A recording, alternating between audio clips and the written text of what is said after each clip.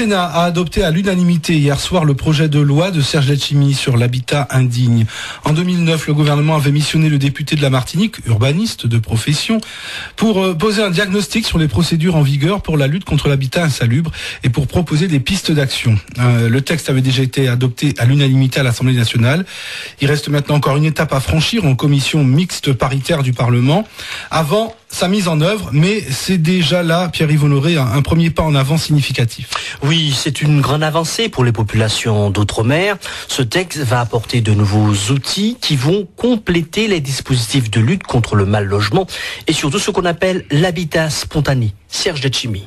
Je suis très content à la fois pour l'ensemble des familles, je dis bien familles, qui vivent depuis 30, 40, 50 ans dans des quartiers populaires, en Guadeloupe, en Guyane, à La Réunion, en Martinique, à Mayotte, à Saint-Martin, et certainement en France, et qui n'ont aucun droit.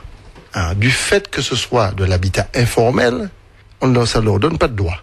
Parce qu'ils sont sur des terrains, soit publics, communaux, État, 50% juridiques, ou privés, on oublie ça. Cette loi va justement créer un droit, le droit de domicile.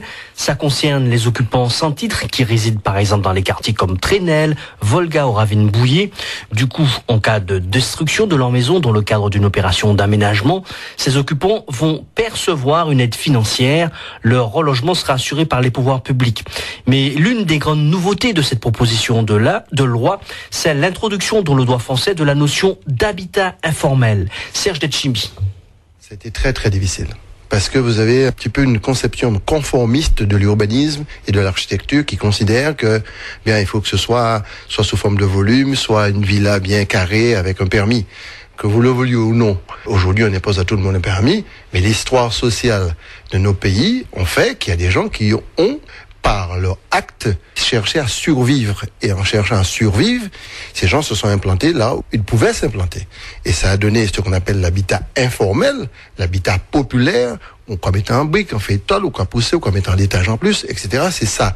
Et le fait de reconnaître cet habitat informel dans le droit français permet aujourd'hui d'ouvrir une perspective et certainement à une dimension sociale et humaine considérable. 60 à 70 000 personnes dans les DOM sont concernées.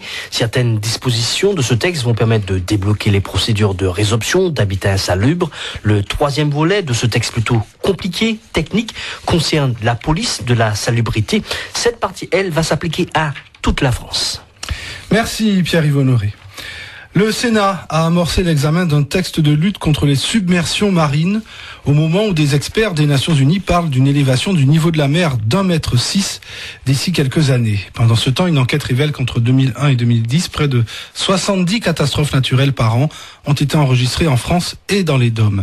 Ce bilan décennal vient d'être réalisé par la société Ubirisque Consultant, une structure spécialisée dans le conseil et l'expertise des risques naturels, ainsi que dans leurs conséquences en termes économiques et humains. À Paris, la correspondance de Mélanie Klein. 670 catastrophes naturelles ont été enregistrées entre 2001 et 2010 en France et dans les départements d'outre-mer. Les inondations constituent plus de 20% des aléas recensés. Les cyclones et les séismes ne représentent eux que 2% du total.